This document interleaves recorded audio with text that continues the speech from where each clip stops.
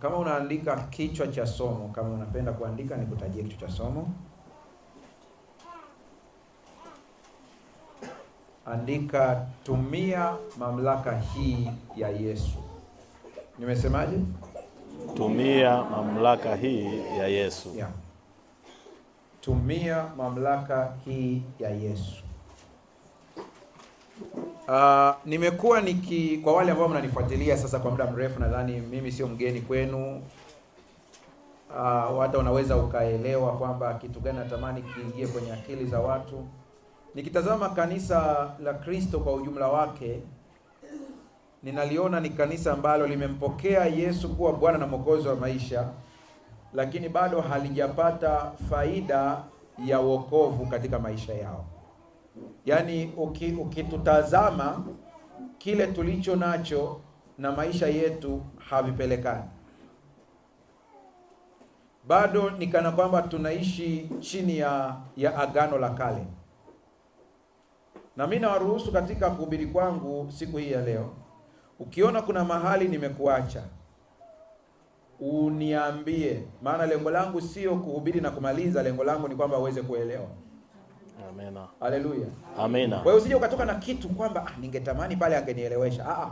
Kama kuna jambo nimeliongea hujaelewa, unaweza kusema mchungaji, unanyosha tu mkono, mimi nitakuona, nitakuruhusu niulize.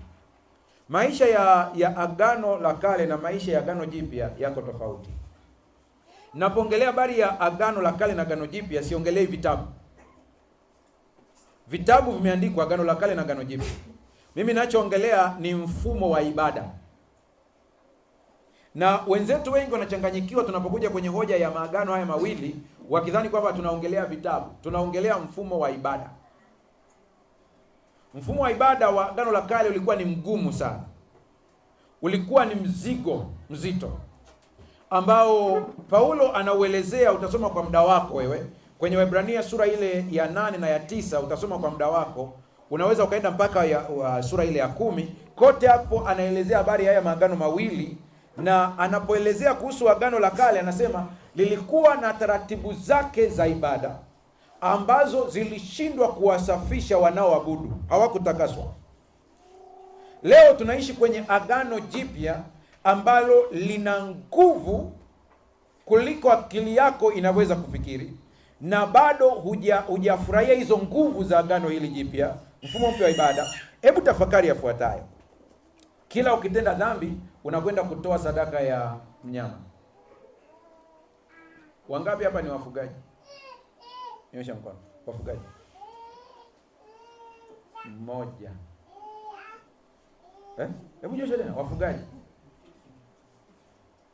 1, 2. Ngoja nidadavue kidogo. Kuna tofauti ya kufuga na kuishi na wanyama.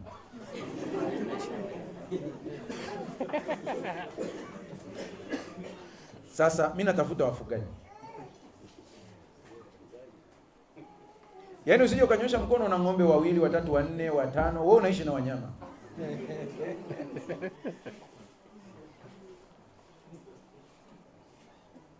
Haya, wafugaji. Hatuna hata mmoja.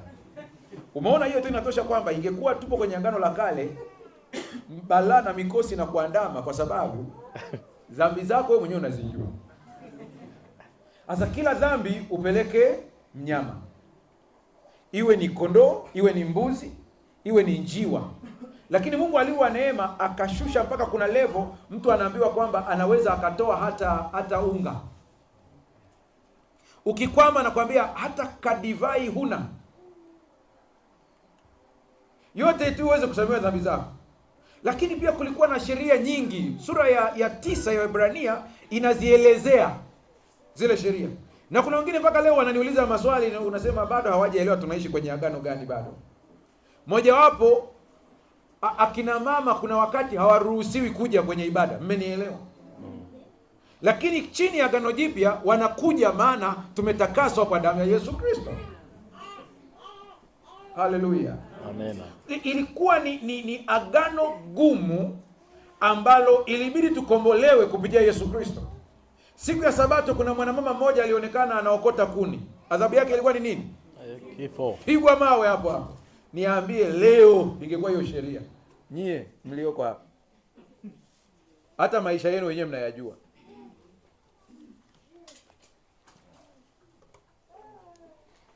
Yaani ikatokea sasa hivi hapa hii sheria ikaletwa. Nilisikia mtu akifundisha asubuhi kwenye lesoni, si aligusagusa hivi tu kidogo yaani kama ile sheria ingekuwepo hadi leo tungekuwa wapi?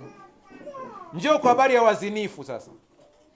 Lile andiko liko pale pale, mzinifu apigwe mawe. Halijaondoka. Mashoga nao apigwe mawe kwa mujibu wa andiko. Ingekuwa mpaka leo tunaifuata hii sheria, ingekuwaje? Najua kuna mtu ananitazama sema, mchungaji, mimi hata hiyo isingenipata. Inawezekana we sio mzinifu kabisa, na ukubalia. Ila we sio mzinifu kwa vitendo vya nje, ila kwa moyo we ni mzinifu tu. Andiko linasema mtazamie mwanamke kwa jicho la kumtamani, amezini naye wapi? Moyoni mwake.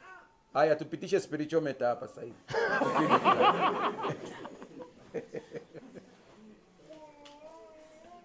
Amuonea ndugu yake hasira ni muuaji. Umeona ilivyo ngumu eh? Ndio. Sasa wenzetu wakadhani kwamba Agano Jipya limekuja kutangua. Halijatangua, ila limebadilisha mfumo wa kumwendea Mungu.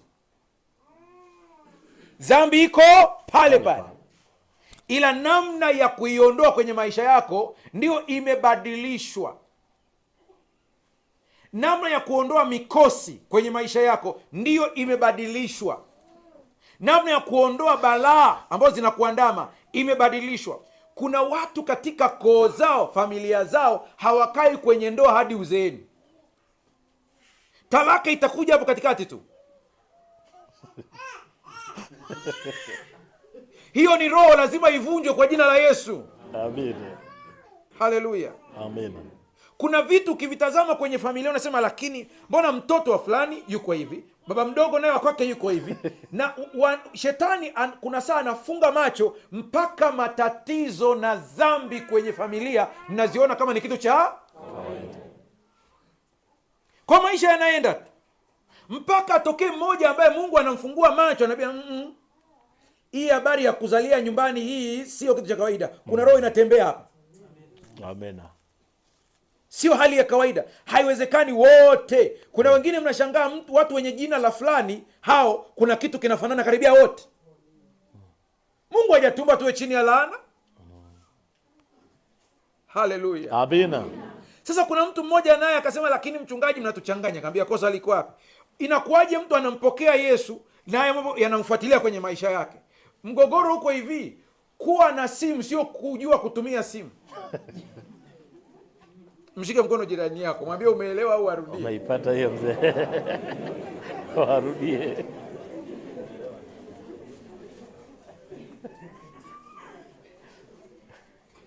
Tunaanza kuelewana sasa eh?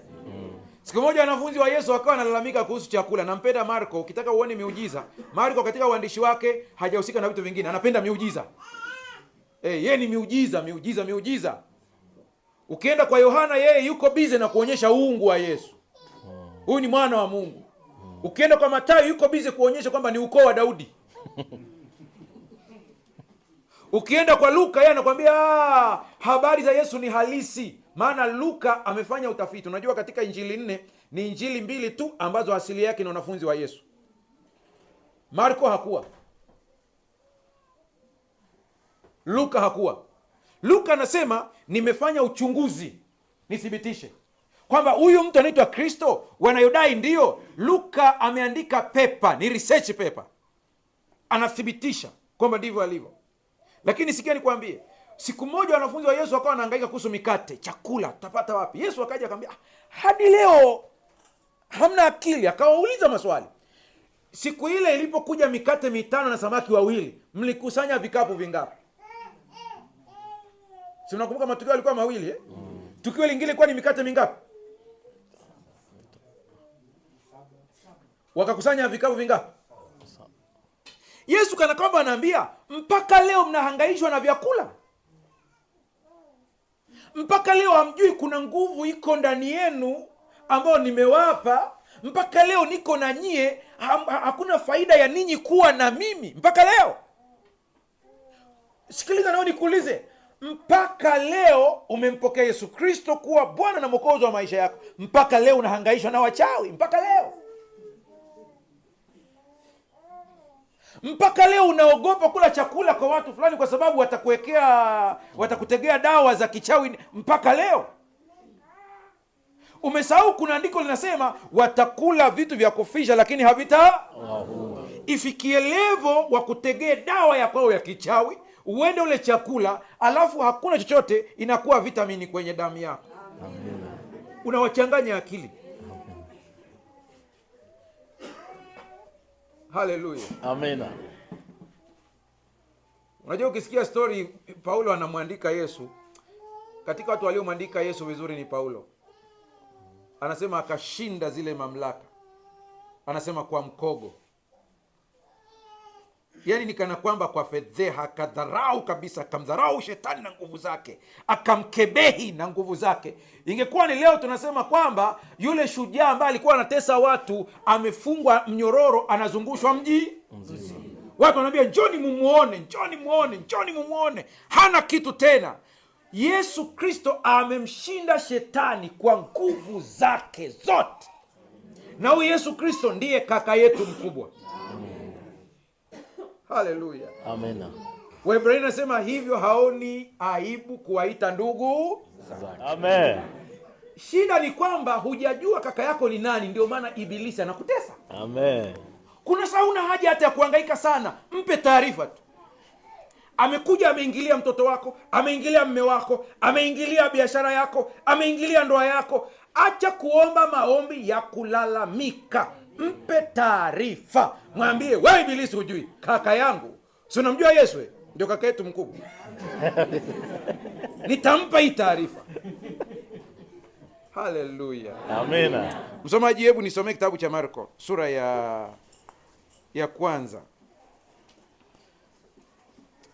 anzia lile fungu la 21 mpaka 22.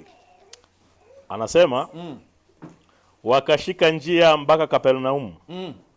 Na mara siku ya Sabato akaingia katika sinagogi. Ndio. Akafundisha. Naam. Wakashangaa mno kwa mafundisho yake. Ndio. Kwa maana alikuwa akiwafundisha kama mtu mwenye amri, wala si kama waandishi. Mungu akusaidie uelewe ile andiko. Sikia Kiswahili cha kisasa, tulinganishe hizi lugha. Wakafika mji wa Kafarnaumu. Na mara ilipofika Sabato, Yesu akaingia katika sinagogi, akaanza kufundisha. Watu wote walipomsikia walishangazwa na mafundisho yake, maana hakuwa anafundisha kama walimu wao wa sheria, bali kama mtu mwenye mamlaka. Kiswahili kimetumia neno Kapernaumu cha zamani lakini kiukweli kile kijiji ni Kafarnaumu. Kafar maana yake ni kijiji, Naum ni yule nabii, Nahum. Naongea na watu au na binadamu? Sasa tuunganishe maneno mawili. Natamani sana kwenda hivi. Si unanisikia huko kote jamani? Haya. Tuunganishe sasa Kafar na Umu. Maana yake ni nini kwa Kiswahili sasa?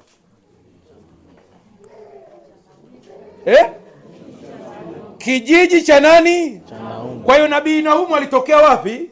Hapo.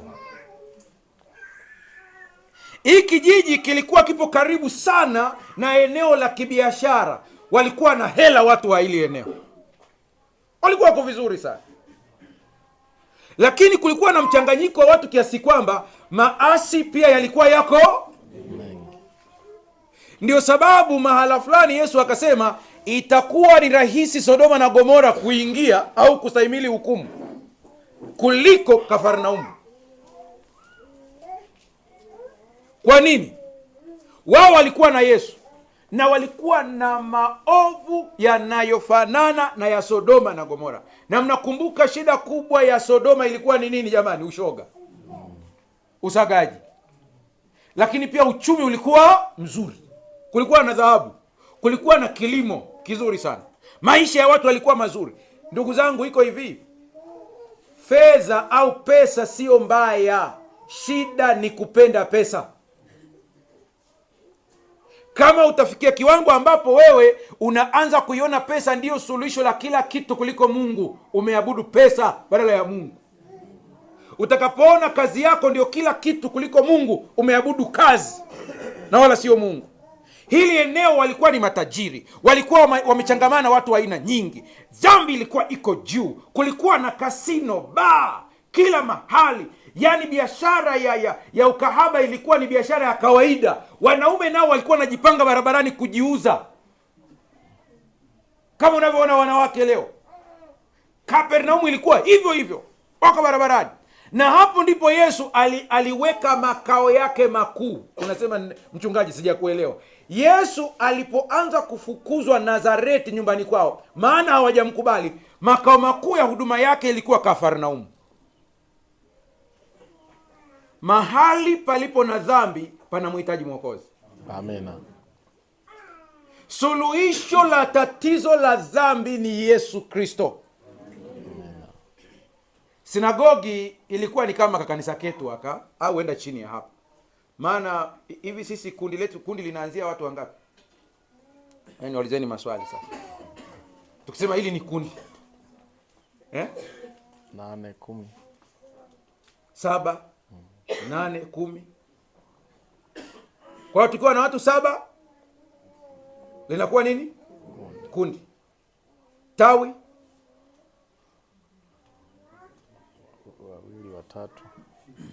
3. Watatu. Tawi la shule ya Sabato. Watatu au wangapi? Mnaweza kuwa na familia hii moja ikawa tawi pia. Ili mjenge sinagogi lazima muwe watu kuanzia 10. Kwa hiyo visinagogi vilikuwa vingi. Watu 10 hapo, watu 10 hapo. Yesu akaenda sasa. Sikiliza maneno haya, Kiswahili cha kisasa ndio nakitumia hapa. Watu wote waliomsikia walishangazwa na mafundisho yake, maana hakuwa anafundisha kama walimu wao wa sheria, bali kama mtu mwenye mamlaka. Kule amesema kama mtu mwenye nini? Mwenye amri. Nadhani tuchukue zote mbili hizi. Amri, mtu anakuambia simama na unasimama. Pia mwenye mamlaka hivyo hivyo. Mheshimiwa hakimu hapa akiwa pale mahakamani, akiwa amekaa pale, anatumia mamlaka, sio nguvu. Simnaona wote, sijajua kama nitakuwa nimekosea, atanirekebisha. Watu wakiingia mahakamani pale, si wanageukia kwenye kile kiti kile, alafu wanafanyaje? Ishara, kama ishara. Wanatoa heshima. Yaani mtu anapoingia, yaani mtu wa kawaida, raia wa kawaida. Kule bungeni, unapohitaji kutoka bungeni, yaani unahitaji kwenda hata kama ni kwenda si mmenielewa lazima ugeukie kile kiti cha speaker, alafu unafanya nini? Na mahakamani inakuwa hiyo hiyo. Kwani wanamwabudu mheshimiwa hakimu pale? Mamlaka. Yeah. Umeona tofauti yake hiyo mamlaka.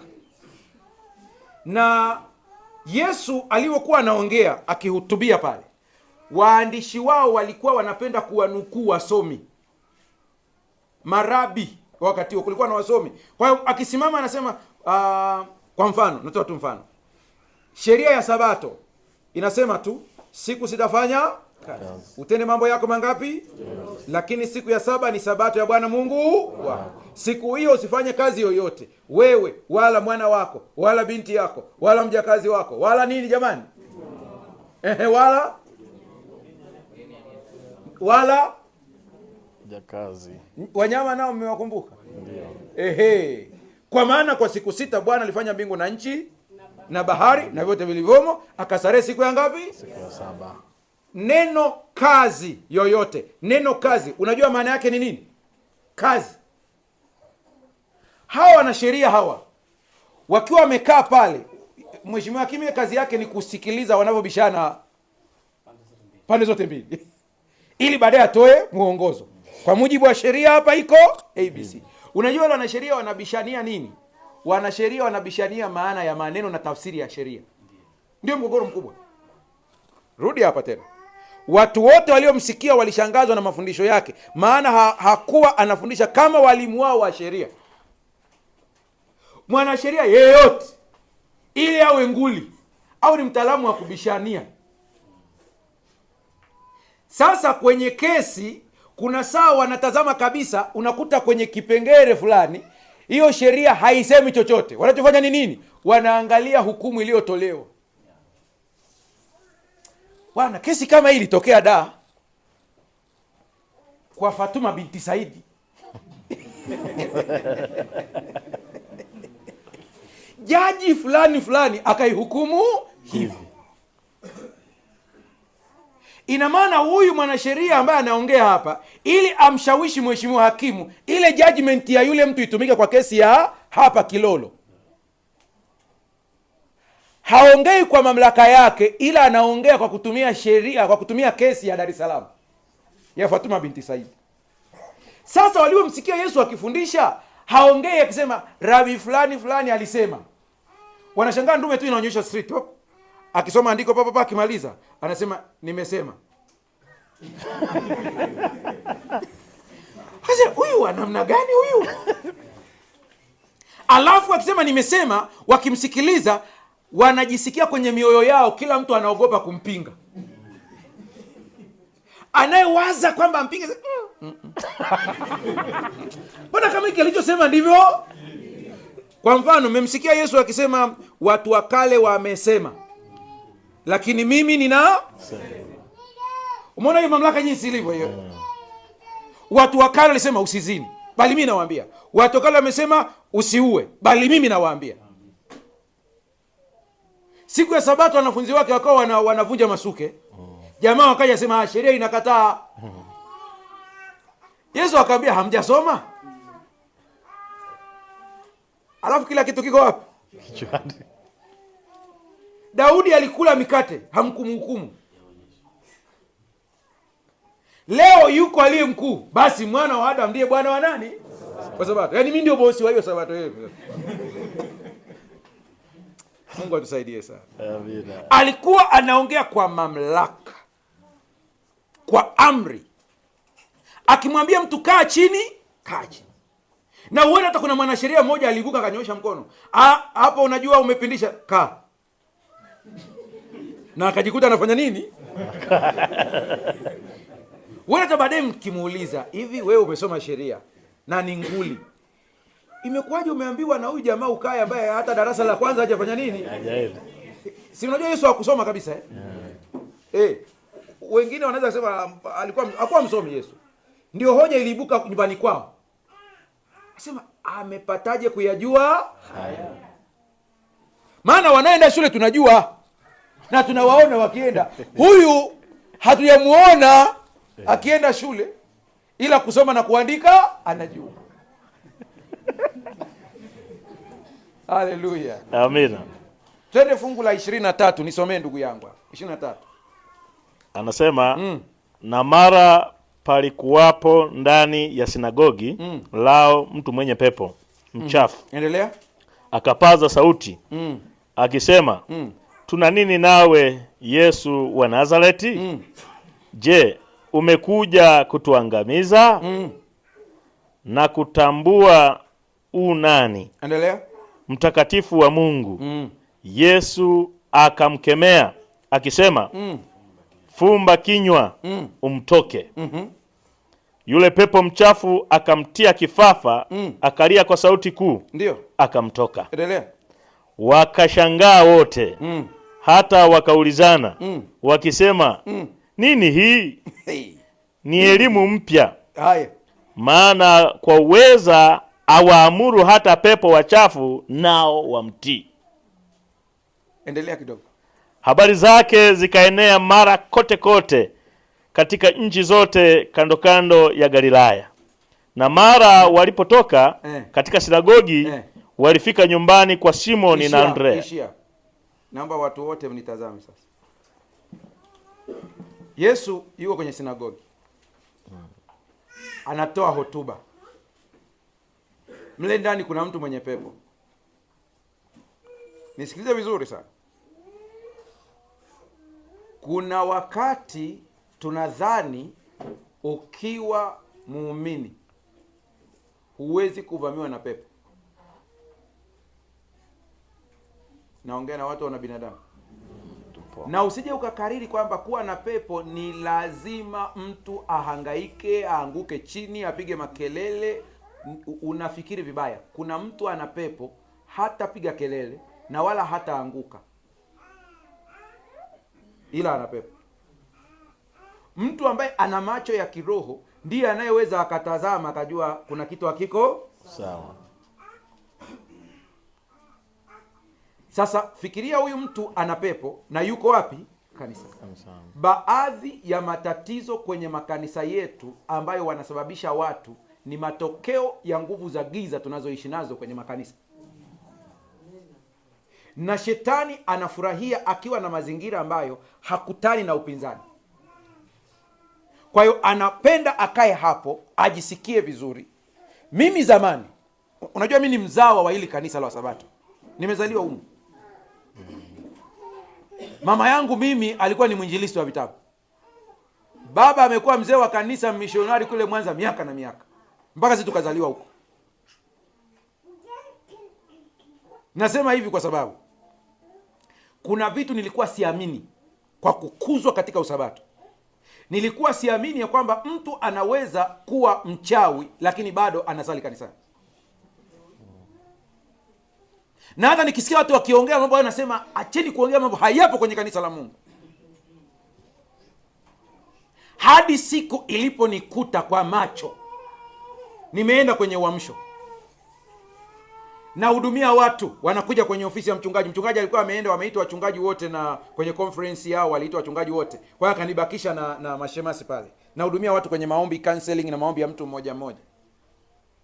Sasa mashemasi walikuwa wako wawili. Akiingia mtu wa kike anakuja na shemasi wa kike. Si mnaelewa eh? Maana tuko duniani hapa. Mtu anaweza kapiga kelele hapo nimebakwa. Mpaka uelezee kwamba jamani alijiangusha tu.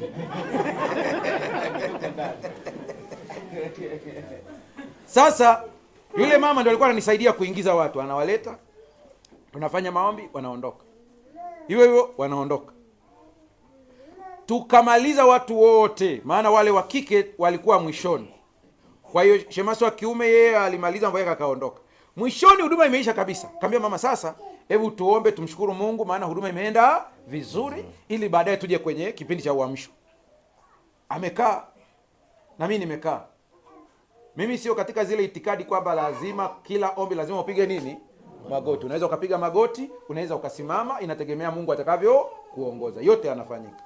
Kwa hiyo wakati amekaa pale na mimi nimekaa. Sijui roho kwa nini alinisukuma tukaingia kwenye maombi ya kukaa. Tunafanya maombi pale na tunamshukuru Mungu. Katikati ya maombi kuna namna roho wa Mungu ananisukuma kuombea nguvu za giza kwenye lile kanisa.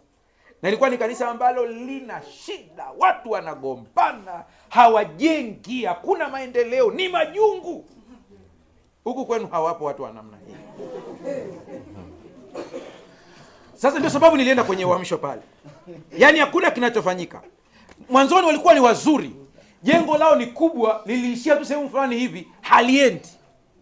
Na watu wanaridhika kabisa. Rangi za awali paka zimechubuka, liko ovyo. Mkipanga kitu cha kimaendeleo tu. Hata mimi kukanyaga hapo kwenye uamsho ilikuwa ni tabu. Mchungaji mpya aliyekuja kama huyu ndiye akatumia kama kaubabe fulani hivi. Lakini watu wasema hatuna hela ya kubeba mgeni. Yani ni shida kabisa. Mpaka mwingine akatangulia kabisa, sija akanyaga pale akamwambia Mbaga akija hapa msimsikilize. Mshenzi kabisa huyo. Kwa hiyo akaongea maneno ya kunichafua kweli kweli. Mchungaji akanidokeza nikamwambia pastor, mimi ni makwazo free, usiogope. Hapa kazi itaenda. Akaniambia mchungaji, sijui hata kama kuna watu watakuja kukusikiliza. Nikamwambia atakaye kuja atakuja. Ambaye haji kumbe ni ile timu. Basi kwa kifupi nikasema Mungu ninakushukuru kwa ushindi mkubwa ambao tumeuona, watu wamefunguliwa na tunajiandaa kwa uamsho jioni, walete watu wako wakusikie, lakini pia ninakusihi Mungu wewe mwenyewe ukapambane na mawakala wa adui walioko humu ndani wanaolisumbua kanisa lako. Nasema amina. Ili tusimame. Ameendelea kukaa pale. Mama twende. yuko hapa. Vipi? Jasho linamtoka. Msidhani kwamba sisi tunajua kila kitu. Nikaanza kuingiwa na hofu, au pressure imefanya nini? Imepanda. Au nini yaani na mimi niko kwenye kuhangaika akilini, unawaza sasa itakuwaje? Nikaenda nikamshika mkono. Mama, nyanyuka. Macho aliyofumba hafumbui. Jamani, kuna nini? Akamwambia mchungaji, rudi kwenye kiti ukae nikwambie ukweli. Pale ndipo na mimi akili nakuja pap. Kuna kitu cha kiroho kiko hapa. Nikaenda kukae. Ananiambia mchungaji, tuko wengi humu ndani. Unajua kwa haraka unaweza ukafikiri kwamba mapepo ndio yanaongea. Si unanielewa msinishangae, hata Petro alizoea maono kiasi kwamba siku anatolewa gerezani akajua yuko kwenye maono, kumbe ni halisi. Kwa kidogo na mimi ukemea kwamba mtoke kwa jina la Yesu. Baadaye sema sisi ndio tumesumbua hapa. Tuko na fulani na fulani na fulani. Na tunatumia vitu hivi na hivi na hivi na hivi. Nikanyanyua simu pale nikamtwangia mchungaji. Mchungaji yuko karibu. Akaniambia ndio nashuka hapa. Nikamwambia njoo. Mtu wa Mungu nitachelewa. Akaniambia nitumie mzee wa kanisa ambaye anajua kutunza siri. Mwambie haraka kuna dharura. Ila kama unajua mzee wako friji lake haligandishi, asije. Kama sijakosea, maana ni muda mrefu, ni historia ya muda mrefu sana. Akaja mzee wa kanisa naye nikamwapisha, lakini hatujamaliza mazungumzo, mchungaji naye akaja akatujoin, tukawa pamoja pale. Tukachukua vitu vya yule mama nyumbani kwake tukavichoma. Sasa wale wenzake waliotajwa, huwa hii ni kanuni ambayo mimi napenda kuitumia. Tulisema kwamba tuache Mungu mwenyewe ndiye aseme no. Nakumbuka baada ya mimi kuondoka kwangu, wawili wakaja kwa mchungaji pia naye akachoma vitu. Pale. Lakini kilichonitisha ni hiki. Wawili wao walikuwa ni mashemasi, jumlisha na huyu ambaye nilikuwa naye. Kwa hiyo fikiria mtu anachaguliwa mpaka anakuwa nani? Shemasi. Lakini bado ana shughuli zake anazofanya huko ndani. Na bahati mbaya sana niliwauliza wote walikuwa wamerithi kwenye familia zao. Kwa walipokutana wakaungana kuwa kitu kimoja. Baada ya kuchoma vile vitu vya yule mama na huyu mwingine, sasa lile kanisa maendeleo yalikuwa ni makubwa, wakajenga kanisa mpaka likaisha. Nakumbuka mchungaji alinipigia simu wakati huo, njoo uje ushiriki kwenye ufunguzi wa kanisa. Nikamwambia kazi yangu imeisha hapa, acha wafanye wengine waendelee. Sasa sijajua, na leo ndo naongea hapa na mimi naanza kupata kumbukumbu. Sijafuatilia kwamba wale wengine walihama kanisa au walizidiwa nguvu, mimi sielewi. Nahitaji kusema hivi, kanisa mkimfanya Yesu aingie ndani ya mioyo yenu, mtawafanya hao ambao ni washambuliaji waishiwe nguvu. Asa mgogoro huko hivi, kuna kitu ambacho natamani muamke usingizini mshtuke mkielewe kinaendelea. Na ningekuwa na uwezo wa kuwasikizisha Wasabato wote wakasikia hii sentence, ningefanya hivyo. Angalieni siku ya Sabato tunajaa kanisani, lakini angalieni siku za Jumatano hatuna watu. Siko hiyo jamani Lazima mshtuke, kuna kitu kiko hapo. Ukristo haupimwi kwa ujio wako siku ya Sabato. Sabato ni amri. Kwa kuna mtu yuko hapo kwa sababu hawezi kwenda kazini. Kuna mtu yuko hapo kwa sababu hawezi kwenda kwenye mambo yake huko. Mmoja anasema ngoja niende. Unajua Sabato ikishaingia kwenye maisha yako inafikia kiwango hata ukiivunja unasikia hatia. Wewe mwenyewe tu. Ili uwe na amani unasema ngoja nije. Mimi hiyo hainionyeshi kwamba wewe ni mtu wa kiroho. Nataka nione siku ya Jumatano watu wamekuja wamejaa hapa wanamlilia Mungu. Hilo kanisa lina nguvu za kiroho. Ellen White anasema hivi, shetani anaogopeshwa sana anapoona watu wanajipanga kuomba. Na yeye mwenyewe anashtuka, anasema kuna kitu gani hapa kinakwenda kutokea hapa? Hawa watu wakiomba kuna badiliko litatokea kwenye hili kanisa. Maana kuna watu tuko hapa kanisani, akili zimefungwa, macho hayaoni mambo ya kiroho, akili hazioni. Yaani hata ukikaa kusikiliza, mahubiri yakianza tu akili yako haiwezi kusikiliza vizuri, au usingizi unakuzidi. Mungu atusaidie tuweze kuelewa hii. Mna habari, kuna vitu vinatendeka kwenye maisha yako, maisha ya kanisa, ambavyo ni vya kiroho ila tunachukulia kawaida. Niambieni, wakati Yesu ameingia kwenye ile sinagogi lao, yule mtu alikuwa na pepo. Kuna mtu alikuwa anajua kwamba kuna mtu mwenye pepo mle ndani? Na huyu mtu kwa nini Yesu anamsaidia? Ni kwa sababu kuna watu wengine wamefungwa na nguvu za giza, sio kwa hiari zao. Ndio maana hamtaki kuwalaumu, wala usimnyoshie kidole, maana hata wewe huenda umefungwa kwa namna nyingine lakini hujijui. Na kuna aina ya pepo ambao hawatamzuia mtu kuja kanisani. Atakuja kanisani vizuri. Wote wanahitaji kufunguliwa. Haleluya. Amen. Yesu alivyoongea, na ni kitu gani kimeshtua? Wakati ule wote yule mtu anakuja kusali, hapakuwa na namna ya kuonyesha kwamba kuna shambulio la kiroho mle ndani. Maisha yanaenda kama kawaida. Lakini Yesu anapoanza kufunua ukweli, ndipo hawa jamaa wanasema, tuna nini na wewe? Mlimsikia Yesu akemea pepo hapa hata mara ya kwanza? Yeye alikuwa anafundisha tu, anaongea tu, lakini anasema tuna nini na wewe? Ukiangalia lugha nyingine inatumia neno kwamba tuna biashara gani na wewe? Shetani hataki watu wajue ukweli.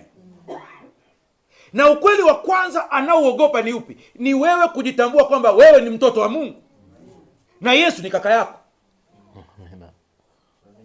Hataki ujue hiyo. Wewe ni shahidi katika maisha yako. Hakuna wakati unaombea jambo alafu ukihitaji tu kupiga magoti kuombea jambo, cha kwanza kinachokuja akilini ni dhambi zako. Naongea na watu na binadamu. Na dhambi zako zikija, unaanza kuwaza kwamba maombi yangu hayatasikiwa kwa sababu ya dhambi zako. Na kuna mtu hapa unaweza kusema, lakini mchungaji, ndivyo andiko linavyosema. Nisikilize vizuri. Shetani anajua Biblia kuliko wewe. Wakati anamjaribu Yesu akisema imeandikwa, jitupe, maana atakuagizia malaika zake. Hilo andiko lipo kwenye Zaburi. Kwa hiyo mgogoro sio kunukuu andiko. Mgogoro ananukuu andiko kwa ajili ya jambo gani? Ni kweli kuna andiko linasema, lakini maovu yenu yamewafarikisha ninyi na Mungu, yamezuia uso wake msiuone. Ni kweli kuna andiko linasema, yeye ageuzaye sikio lake asisikie sheria, hata sala yake ni nini? Ni chukizo. Ni kweli, yapo, mimi sikatai. Lakini je, sio kweli? Umesikia andiko linasema kwenye Zaburi, anasema naye atakuagizia malaika zake wakushike, wala hutajikwaa nini? Mguu wako. Hilo andiko lipo halipo? Lakini Yesu amelikubali muda ule? Hapana, na akajibu kwa andiko, imeandikwa, usimjaribu Bwana Mungu wako. Sasa unasema, je, na mimi nahitaji kuomba na wazo limekuja, dhambi zangu za ukweli, na mimi naona kabisa zitazuia maombi yangu, ninamjibuje adui? Kuna andiko pia la kumjibu ili kummaliza. Haleluya. Dawa ya moto ni moto, na dawa ya andiko ni andiko, nalo liko hivi, dhambi zenu sitazikumbuka. Mjibu. Unapiga tu magoti anakuletea, we. Na wewe mjibu. Mwambie, kama mashariki na magharibi visivyokutana, na dhambi zenu sitazikumbuka tena. Nasema nimeyaweka maovu yao mbali nao. Haleluya. Yaani Mungu anavyokuangalia, hakuangalii katika sura ya uovu, anakuangalia katika sura ya mwanaye mpendwa Yesu Kristo. Anapokutazama, swali la kwanza unapoingia tu kuomba, swali la kwanza ni, mimi nikiingia kwenye maombi yangu, Mungu haulizi huyu anayeomba ni nani. Swali la kwanza tu ni kwamba, je, ana tiketi gani mkononi? Nasema imeandikwa damu ya Yesu, mwachieni aingie. Amen. Aje tuongee, aje. Amen. Haleluya. Amen. Shetani hataki mjue nguvu ya damu ya Yesu. Malaika waliasi, akatumwa nani kuja kuwafia? Wengine wamenijibu Yesu hapa.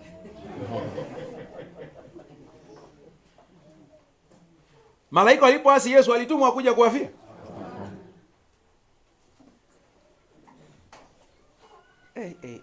Mungu atusaidie tuelewe. Amen. Mwanadamu alipoasi, Yesu alikuja. Una habari wewe, malaika wanakuzidi nguvu na wepesi, ila wewe unawazidi cheo.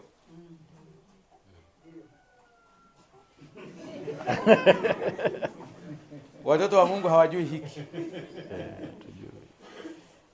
Nimewaambieni, una habari kwamba wanakuzidi nguvu na wepesi, ila wewe unawazidi nini? Cheo.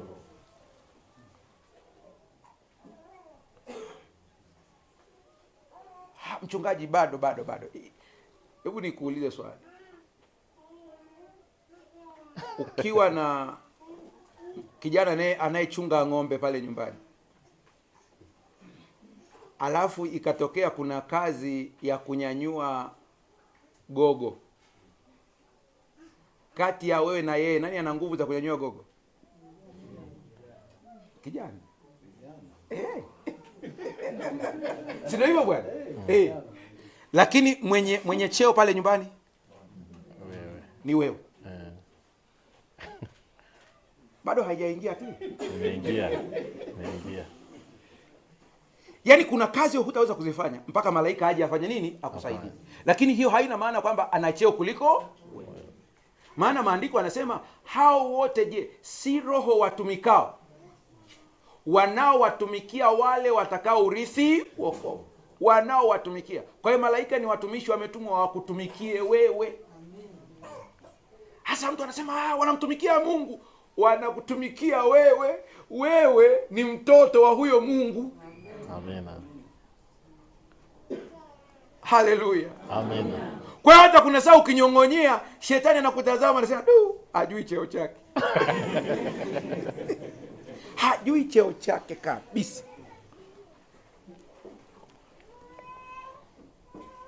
Eti leo kuna mtu hapa hawezi kukatiza kwenye njia inayopita makaburini ikifika saa 12.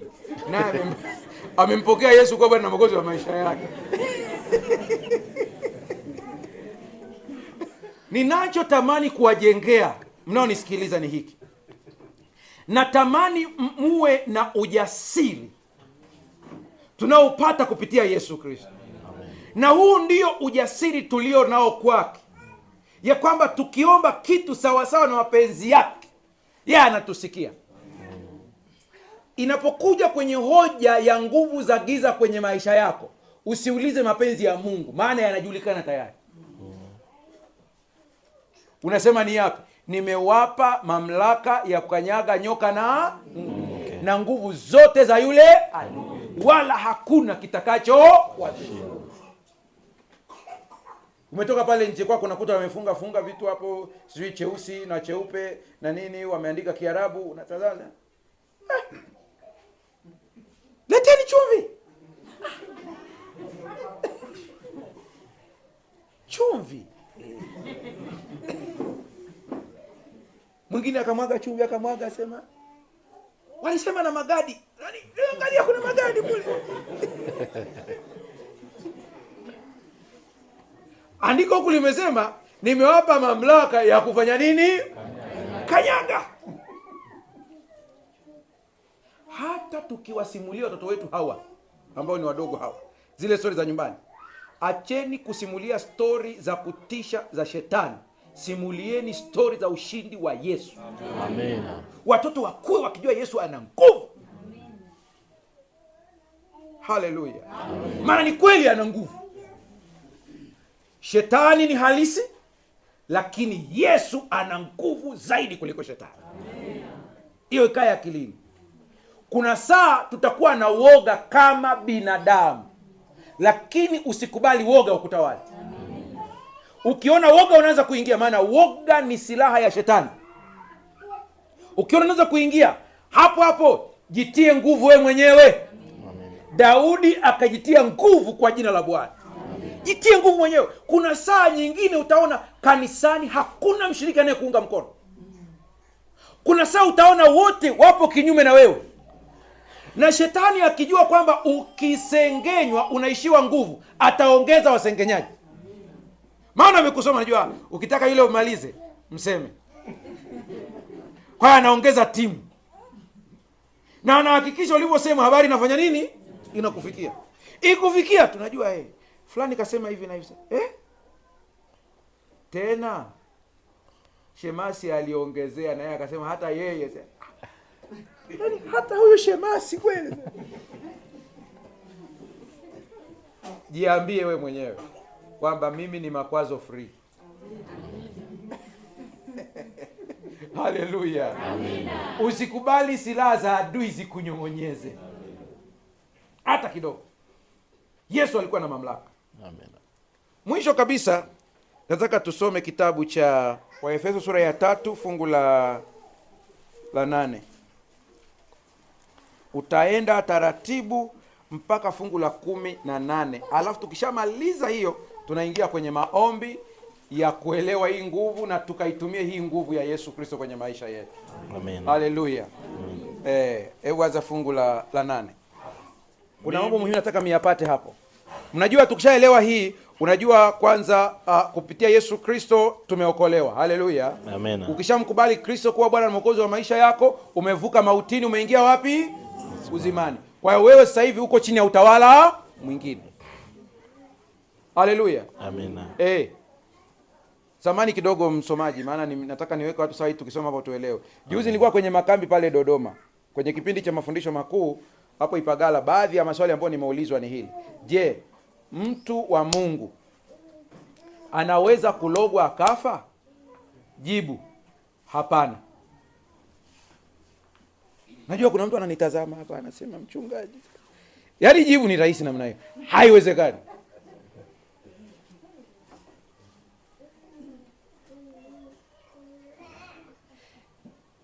Iko hivi, najua kuna watu walikufa kwenye mazingira ambayo yana utata, walikuwa ni wacha Mungu, na shetani akajichukulia utukufu, akaonyesha kwamba yeye ndiye amewaua hao watu. Kumbe tarehe zilifanya nini? Zilifika ili akujengee hofu. Tunaanza kuelewana sasa? Au unataka mpaka niwape ushahidi wa Biblia kabisa kwamba mtoto wa Mungu hawezi kuuawa na wachawi? Nikupe andiko? Kama unataka andiko nikupe pia.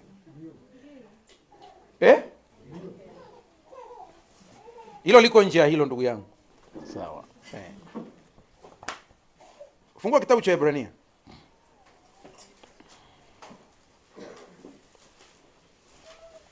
Sura ya 2.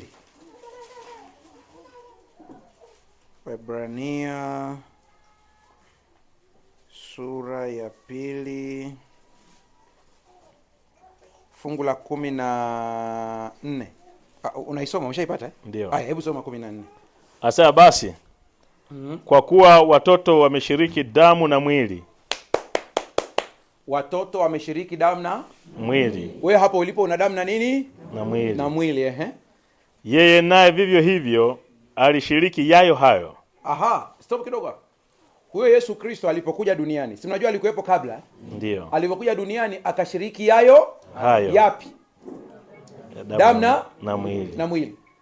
Kwa kama una damu na mwili, na yeye pia ana damu na mwili. Endelea.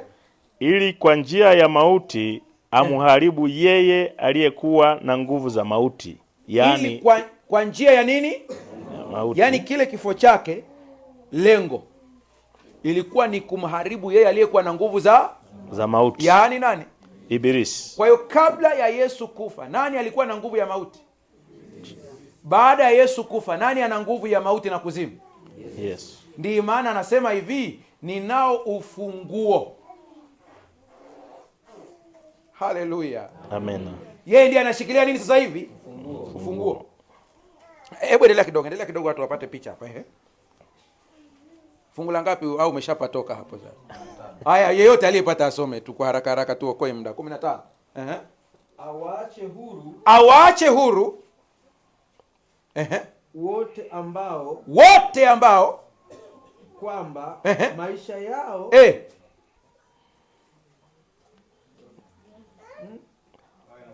Waache huru wale ambao kwamba maisha yao yote kwa hofu ya mauti walikuwa katika hali ya utumwa. Rudia. Awaache huru wale ambao kwamba maisha yao yote kwa hofu ya mauti walikuwa katika hali ya utumwa. Yaani kitendo cha kuwa na hofu ya kufa unakuwa mtumwa. Akilia bundi useme bundi amelia. Umeona hiyo Sijajua huku kwenu na nyie mna hiyo. Si kule kwetu kuna style fulani mbwa akilia asema hicho kilio sio kabisa hivi.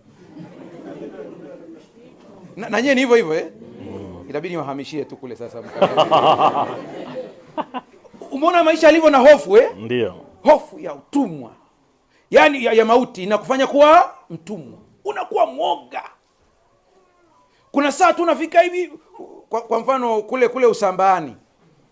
Kule Usambani na kule Upareni. Kuna watu fulani hivi akimwangalia tu mtoto wako jicho hivi. Yaani kama mtoto alivyoshikwa namna hiyo. Yaani inabidi wakati wa kumnyonyesha mtoto unafanya nini? Na huku pia iko hivyo hivyo Wasambaa wanaita zongo.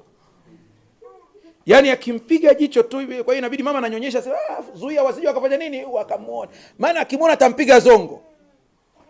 Hofu. Huna amani. Unajua nguvu ya Yesu ni kubwa sana. Amen. Mnaofuatilia kwenye YouTube naporusha mafundisho, nendeni mkaone comment za watu na shuhuda za watu zinazotokea. Mimi mwenyewe natazama mpaka nashangaa.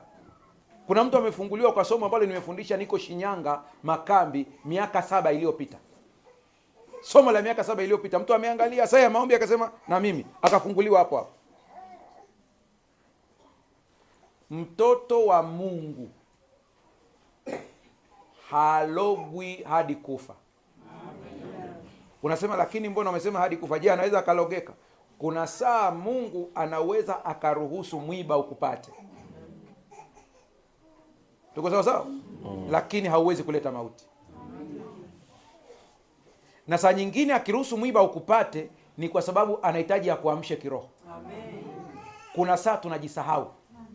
Tunakuwa watu wa maombi ya matukio. Mpaka usikie COVID imeanza, tukusanyike kanisani tuombe.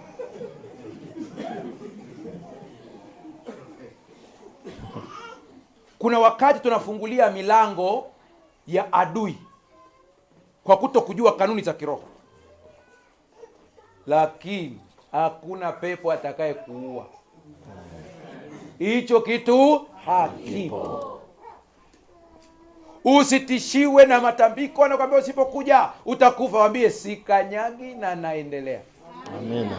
Na tena nakuombea wewe ambao umeshatishiwa, Mungu akupe maisha marefu ili kuwathibitishia ya kwamba wewe ni mtoto wa Mungu. Amen.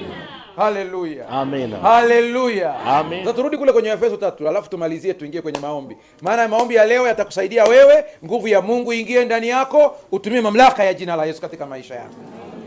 Anasema mimi niliye fungu la ngapi tulianza? Fungu la 8. La 8 ndio Mimi niliye mdogo kuliko yeye aliye mdogo wa watakatifu wote. Na alipewa neema hii ya kuwahubiri mataifa utajiri wake Kristo usiopimika.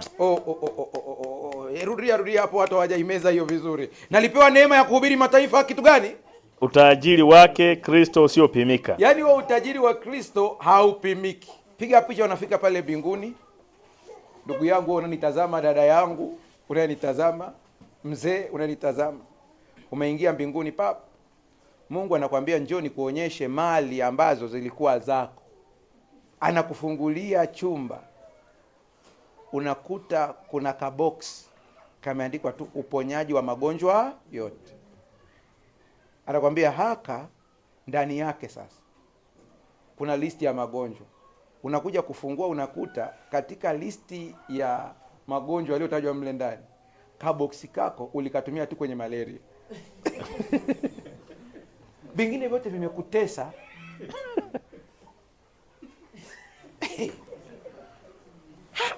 Alafu nakwambia ngoja sasa nikupeleke kwingine.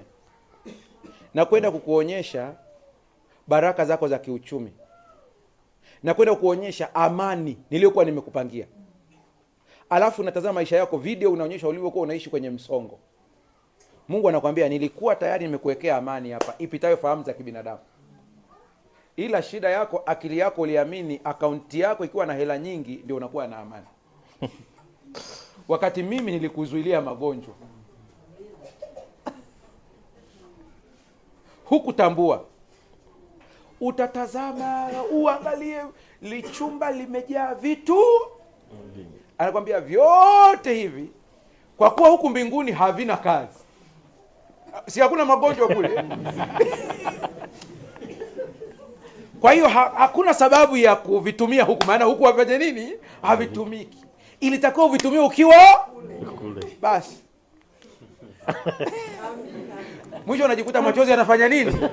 Yanatoka. Ndipo andiko linatimia. Naye Yesu atafuta kila chozi.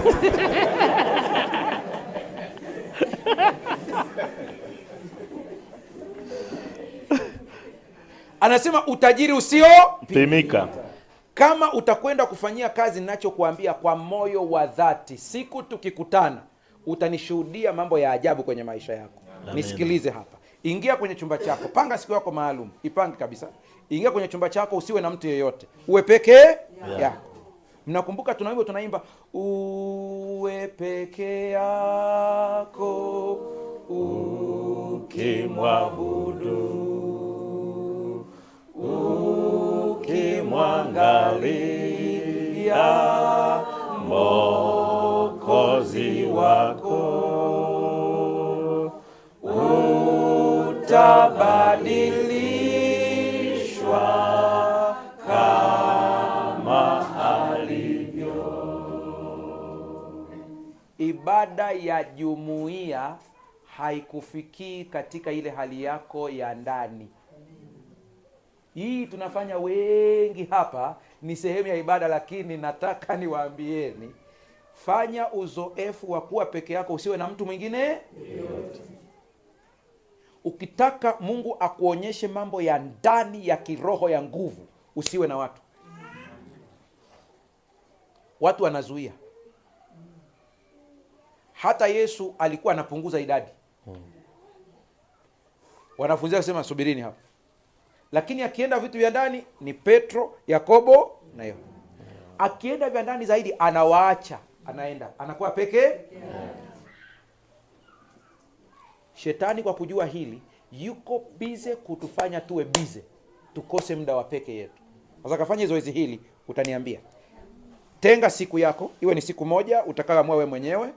Usijipangie kwamba labda iwe Jumatano, najua tumezoea Jumatano, sijui nini. Panga siku yoyote. Ingia mle ndani kwenye chumba chako, jifungie mlango. Pasiwe na makelele. Kwa ninyi ambao mnaishi mazingira kama haya, ambao bado naona ya mazingira ni mazuri ya kwenda msituni, sehemu ambayo imetulia, nenda sehemu iliyo tulia kulingana na mazingira yako. Usiombe mambo mengi. Acha story nyingi.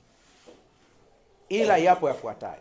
Unajua kuna malaika anaitwa guardian angel au malaika muongozaji ambaye kila mmoja wetu amepewa. Mlikuwa mnajua hilo? Kila mmoja ana. Siku ukifa tu chap, yule malaika anafunga faili lako, anarudisha taarifa. Sijajua bado, naendelea kufanya uchunguzi kwamba je, anaenda kwa mtu mwingine anayezaliwa au la. Hiyo sijui. Ila ninachojua ni kwamba mara nyingi huyu malaika ana sura kama ya kwako. Na upande wa shetani naye yuko hivyo hivyo. Kasoi Pambano Kuu imeeleza vizuri kabisa. Hawa wawili wanakuwepo. Na wa shetani pia naye anachukua sura ya kwako. Ndiye ambaye mtu akifa baadaye anakuja katika ile sura kama mzimu. Tunaanza kuelewana sasa babu amenitokea. Hapana. Ni malaika upande wa shetani yule. Maana na sura kama ya nani? Ya babu. Anajua nguo alizovaa na kila kitu. Anajua maelekezo yote. Sasa huyu malaika muongozaji kazi yake umepewa ili akuongoze kwenye vitu vingi sana. Na kuna saa anakupatia taarifa lakini hujui.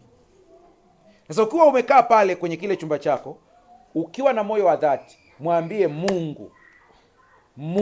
Mwambie nani? Mungu. Kuna saa unaomba kwa Mungu asiye sahihi. Muda wangu hautoshi ningekuonyesha roho ya unabii inavyoelezea hili kwenye shuhuda za kanisa. Ikiwa kwenye akili yako na Mungu ambaye ukikosea na ndio ile ambayo unakuta ukiomba sema mimi mbona sisikiwi au kuna dhambi gani? Ukishawaza kwamba unaadhibiwa kwa sababu hiyo, ile channel yako ya maombi inaenda kwa Mungu asiye. Tunaweza kuelewana na ushahidi kwenye roho ya unabii kabisa. Miungu wako wengi sana. Huyu Mungu ambaye nakuambia mimi ni yupi? Na ukiomba maombi yako umtaje. Achana na majina. Tusema Yahweh, Yehova, Elishadai, isikutishe, hii ni lugha ya huko kwao. Mungu sio Myahudi. Yes. Yes. Huyu Mungu naye kuambia majina yasikutishe, ana sifa zake, ukizitaja inaenda straight kwake, maana hakuna mwenye hiyo sifa hiyo. Mimi mtu akiniletea koti la mzee Marekani nivae, linaingia kwenye mwili wangu?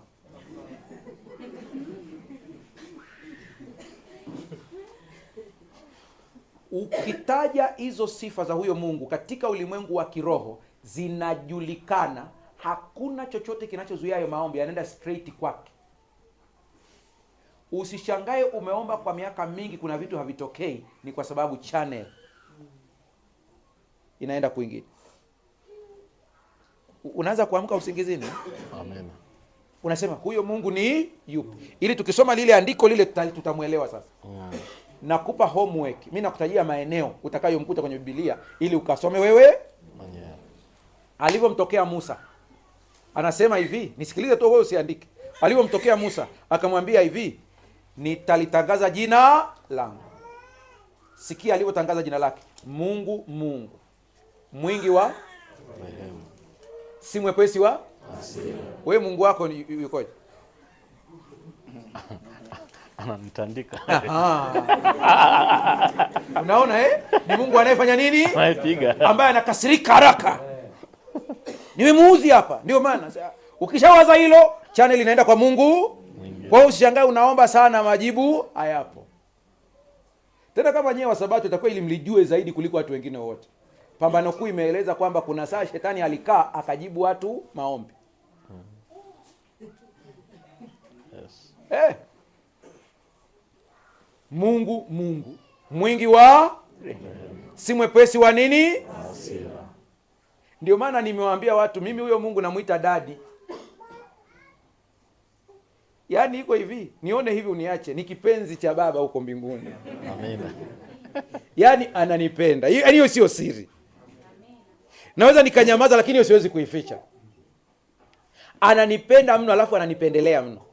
Yaani kuambia Mungu ananipendelea ninamaanisha kutoka wapi? Moyoni. Moyoni. Ndio maana Yesu alivyokuja akapambana sana kumleta watu wamuelewe. Ila kila akimleta watu wana sura tofauti. Mpaka wanampinga Yesu kabisa. Wakaleta mtu amefumaniwa, apigwe mawe. Yesu akataza, hawajamjua baba hawa bado. Torati inasemaje? Sema, sawa, hamna tabu. Asiye na dhambi awe wa kwanza. Kumbuka kule kwa Musa anasemaje? Mungu, Mungu. Mwingi wa rehema. Si mwepesi wa hasira. Unaelewa hiyo? Ambaye hana dhambi awe wa kwanza. Wakaondoka. Halafu ndipo Yesu anapoondoka. Nataka uone kwamba uenda umekuwa na Mungu mwingine unasali kanisa hili, lakini Mungu unayemuomba ni mwingine. Yesu wakati anaondoka anasema jina lako nimwafunulia. Ukisikia jina haina maana jina kwa kutamka, kwa hiyo jina Yahweh, Yehova, Elishadai, hana maana hiyo. Hakuwahi kutamka hilo jina hata siku moja. Alichokuwa anamaanisha tabia yako nimewafunulia. Na uzima wa milele ndio wakujue. Umewahi kutafakari hilo fungu? Kitu gani kinasema ukikijua tu na uzima wa milele? Wakujue we Mungu wa kweli, wa pekee na Yesu Kristo uliye mtume. Nataka ujipige picha we mwenyewe na madhambi yako yote na madudu yako yote yaone kama uchafu unaokaa kwenye mwili. Umenielewa Dhambi zako zote hizo unazojua wewe, za kuwaza, za kunena, za nini, zote hizo zichukulie kama ni uchafu ule ambao unajaa kwenye mwili kama nyama zilizooza. Zichukulie kama zilivyo. Piga hiyo picha akilini mwako sasa.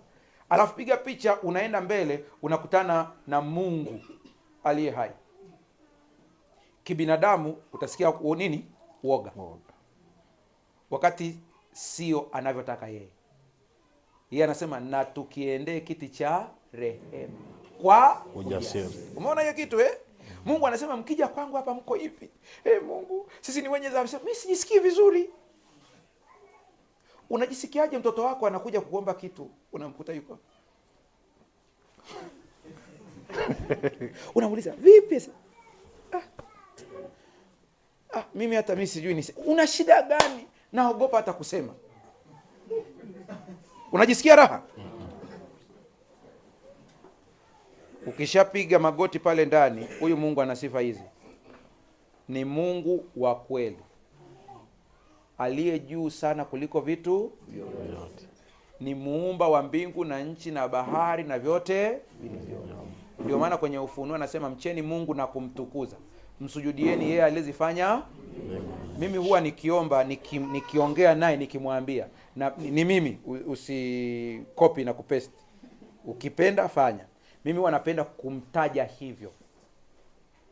Nikiwa peke yangu nahitaji aniambie kitu, anionyeshe njia, napiga magoti, ninatulia pale ndani, ninamwambia wewe Mungu, muumba wa mbingu na nchi na bahari na vyote vilivyomo, wewe ambaye kwako tumetoka, kwako tunaishi. Haleluya. Amen. Hakuna mwingine mwenye hizo sifa. Ukienda kwa miungu ya Mesopotamia unakuta kuna Mungu tu ameumba tu bahari, japo ni uongo pia. Kuna Mungu tu aliumba samaki. Huyu wa kwetu ameumba vitu vyote, na sisi wote tumetoka kwake na kwake tunaishi. Namwambia wewe ndio ambaye ninakuita sasa. Nikitoka hapo namwambia kwanza nashukuru maana unanipenda. Kupendwa ni shukuru jamani, kwa kupendwa shukuru tu. Sasa ukishamwambia yote hayo na kumtaja huyo, ndipo tumia hiki ninachokuambia sasa. Mwambie hivi, ninakuomba sana unionyeshe nimezaliwa ili kufanya nini duniani. Hili rudia hili ombi angalau kwa wiki mara 2. Ninakuambia baada ya mwezi kuna mafunuo yatakuja juu ya maisha yako. Unajua kuna watu mpaka wanaingia kaburini hawajatimiza kusudi la kuzaliwa kwao. Litimize basi hata kama tu Samsoni ambaye alitimiza mwishoni. Alafu anatimiza, anafanya nini? Anakufa. Tuchukulie kuna kitu unahitaji kujua huko mbele. Mfanyabiashara, mwanafunzi, unasoma, una changamoto kwenye ndoa yako, unahitaji kujua. Tumia njia hii. Ingia chumbani mwako, mtaje huyu Mungu ambaye nakwambia habari zake. Kumbuka nimekwambia sifa zake ni muumba wa mbingu na nchi na vyote vilivyomo. Mtaje hivi kabisa. Mwambie, acha story nyingi. Unajua kwenye mambo tuna story mpaka unapoteza mwelekeo. Mwambie leo nimekuja kwako, nina mtoto ambaye akiwa darasa la kwanza alikuwa yuko vizuri. Unamwambia Mungu sasa, lakini amefika darasa la 6, tumefanya kila namna, anaporomoka kimasomo. Nimekuja nionyeshe njia, nifanyeje nimsaidie. Rudia hilo ombi, panga siku nyingine, rudia, mpelekee mambo mazito, na amini kabisa anakusikia. Amen. Paulo anasema hayuko mbali nasi. Shida wewe ukipiga magoti tunamuona kama yuko mbali. Tena kuna maombi tunaomba kabisa, wewe pekee ambaye umefunikwa na utukufu wako, huwezi kukaribiwa na kitu. Amesema yeye anaishi ndani yetu.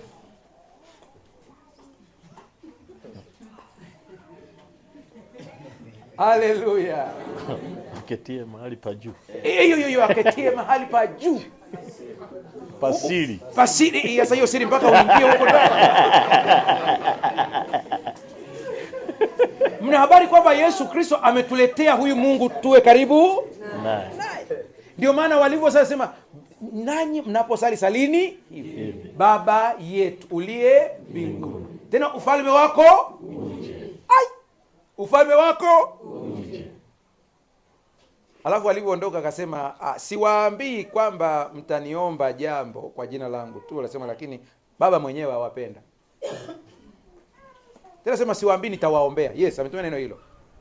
Baba mwenyewe awapenda. Sasa turudi pale sasa, usikie hayo maneno ndio uyatumie kwenye maisha yako sasa. Mstari wa 9. Ndio. Na kuangaza watu wote wajue habari za madaraka ya siri hiyo. Madaraka ya siri hiyo. Yesu ana madaraka yake, ambayo tangu zamani zote ilisitirika katika Mungu, ndio aliyeviumba vitu vyote. Ili sasa kwa njia ya kanisa. Jamani, huyo Mungu mmemjua Umesikia ametajwa hapo Mungu aliyeviumba vitu vyote. Ndio sifa yake hiyo, ndio. ili sasa kwa njia ya kanisa, hekima ya Mungu iliyo ya namna nyingi ijulikane na falme na mamlaka katika ulimwengu wa roho. Ishia. Mengine mtayasoma wenyewe mmalizie. Naomba ufunge, nielezee hiyo kitu, tuingie kwenye maombi. Kwa muda wako soma Waefeso hiyo uimalize sura ya 3. Anasema hekima ya Mungu iliyo ya namna ijulikane na falme na mamlaka. Ijulikane na falme na mamlaka. Katika ulimwengu wa roho. Katika ulimwengu wa roho. Ishia hapo sasa. Nitazame kwa njia ya kanisa. Ikitokea kuna mahali wanachimba barabara na wanashindwa kuvuka hilo eneo kwa sababu ya mizimu inazuia, ilitakiwa kwa njia ya kanisa waende wafanye kitu, alafu barabara ichonge. Lakini kinyume chake wanaitwa watu wanaotoa nini? Uchawi, waganga. Si ndio hivyo jamani? Ina maana tumedhalilisha hekima ya Mungu na madaraka ya Kristo. Madaraka ya Kristo ni yapi? Nimepewa mamlaka yote mbinguni na duniani. Basi enendeni. Kwa hiyo kama ana mamlaka yote mbinguni na duniani, sisi tuna uwezo kwa huyo Yesu Kristo kuwaambia hao wanaohangaika hapo, tunawaona kabisa wanapata tabu, naambia jamani subirini kidogo. Kuna nini sasa? Tunaye Yesu Kristo. Tunaweza kufanya maombi hapa trekta zikapita. Sasa kinachokupa tabu wewe ni hiki.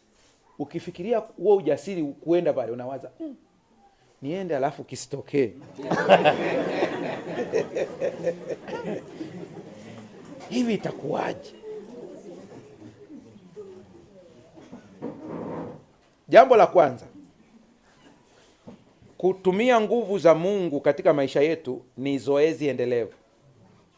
Lazima ulifanyie mazoezi. Na kwenye mazoezi kuna kupata na kukosea. Ila akili yako inatakiwa iwe kwenye imani ya Yesu Kristo na sio wewe. Haleluya. Amen. Kinachotuponza, narudia tena, kinachotuponza, tunataka vitu vitendeke ili tusifiwe sisi. Yes. Waseme, alikuja hapa mtu bwana. Hatutafuti utukufu wa Mungu. Nenda na utukufu wa Mungu, mambo yatatokea. Haleluya. Mpendwa mtazamaji, ni imani yangu ya kwamba somo la leo limekuwa na baraka mkubwa sana kwako. Umeelewa namna ya kutumia mamlaka hii. Umeelewa ni namna gani unavyotakiwa kuingia mbele za Mungu. Lakini pia umevishwa ujasiri mpya katika siku hii ya leo. Tunapoingia kwenye maombi, ni wakati sasa Mungu anakwenda kudhihirisha hiki ambacho tumejifunza kwa vitendo, ili uweze kuona ile nguvu ya kimeujiza ikifanya kazi katika maisha yako. Sasa hivi hapo ulipo, haijalishi upo kwenye mazingira gani, jiweke vizuri kwa ajili ya kukutana na Bwana. Na Bwana anakwenda kutenda jambo siku hii ya leo kwa ajili yako. Na kile ambacho Mungu anakwenda kukitenda, tafadhali usisite kushuhudia. Unaweza ukaandika comment yako, ukawaelezea wenzako hapa katika YouTube, uwaeleze kile ambacho Mungu amekutendea. Tunapohitaji kuomba sasa, sijui uko katika mazingira gani, inawezekana upo katika gari, inawezekana uko nyumbani, kulingana na mazingira yako, jiunganishe na sisi pamoja hapa kuwa kitu kimoja, na unakwenda kuiona nguvu ya Mungu ikifanya kazi katika maisha yako. Tuombe. Baba yetu na Mungu mtakatifu, ninakushukuru sana kwa ajili ya somo la siku hii ya leo. Ninakushukuru kwa jinsi ambavyo hili somo limegusa maisha ya mtoto wako. Ninakushukuru kwa jinsi ambavyo somo hili limembadilisha mtazamo. Ninamleta mtoto wako anayetazama katika mikono yako. Ninamleta mtoto wako yule ambaye ameguswa na somo hili katika mkono wako. Haijalishi ya kwamba yupo katika hali gani, katika mazingira gani. Ninakusihi ukapate kumgusa katika masaa haya. Ninamleta mtoto wako ambaye naye pia ana mzigo ndani ya moyo. Baba, ninakusihi uweze kumgusa na kumpatia kufunguliwa kwake. Ninakusihi yule ambaye anapitia ugumu katika maeneo ya kazi, vitisho katika maeneo ya kazi. Huenda katika hata pale alipo ametishiwa hata kufukuzwa kazi. Mwingine huenda amefukuzwa kazi tayari. Ninakusihi ile nguvu yako ambayo inatenda mambo makuu ikatende kwake pia. Ninaomba kwa ajili ya wagonjwa mbalimbali ambao wanafuatilia kipindi hiki sasa, nguvu yako ya uponyaji ikapate kuwagusa. Kuna mtu ambaye anatazama akiwa na maumivu katika tumbo lake, ninakusihi nguvu yako ya uponyaji ikaguse tumbo lake na kumweka huru kabisa. Kuna mtu anatazama akiwa hospitalini, ukamshike na kumuinua pale alipo kwa ajili ya utukufu wa jina lako. Lakini kuna yule ambaye anatazama amefungwa na nguvu za giza katika mwili wake, nguvu za mapepo katika maisha yake, nguvu za mapepo katika ndoa, katika biashara, katika masomo. Kwa jina la Yesu Kristo, hizo nguvu zote ninaziamuru ziweze kumwacha mtoto wa Yesu awe huru kuanzia sasa. Nguvu zote za giza ninawaamuru kwa jina la Yesu, mkamwachie huyo mliyemshikilia na kumwacha awe huru kabisa, maana yeye ni mtoto wa Mungu na sio mali yenu. Ninaomba Baba kwa ajili ya biashara za watoto wako ukapate kuzibariki. Lakini zaidi sana, kuna mtu anayepambana na dhambi, anajaribu kuiacha, anarudishwa pale pale. Naomba ukamweke huru kabisa, kama ulivyomweka huru yule mwanamke katika sinagogi, na mtoto wako huyu ukamweke huru dhidi ya kila aina ya dhambi, urahibu, changamoto, hasira, tamaa mbaya, pombe, bangi, sigara kwa aina zake, kuangalia picha chafu kwa aina zake. Baba, ninakusihi ukaweke huru watoto wako siku hii ya leo. Asante, maana unakwenda kutenda zaidi yale tuliyoyaomba. Vyote ambavyo ni vifungo vikaachie kwa jina la Yesu Kristo, amen. Ni imani yangu ya kwamba nguvu ya Mungu inaendelea kutenda kazi. Hili ombi unaweza ukarudia kulisikiliza tena na utaendelea kufunguliwa. Endelea kushuhudia kwa kuandika comment yako kwa kile ambacho Bwana amekutendea. Mungu akubariki sana.